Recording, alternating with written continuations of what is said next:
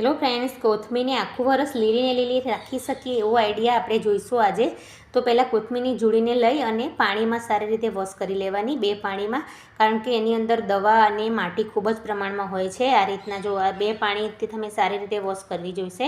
અને પછી આપણે આ કોટનનું કપડું લઈ અને એની અંદર આ રીતના બાંધી લેવાની છે.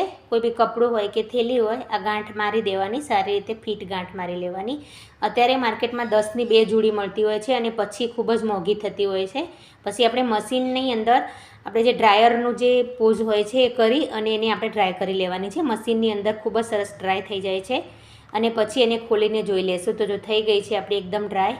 અને એને આ રીતના કટ કરી લેવાની, ઝીણી ઝીણી. ચાળણીની અંદર રાખશો તો બી સુકાઈ જશે, અને કપડાની અંદર સુકાવી હોય તો પણ કપડાની અંદર બી આ રીતના આપણે સુકાવી લેવાની છે બધી કોથમીરને.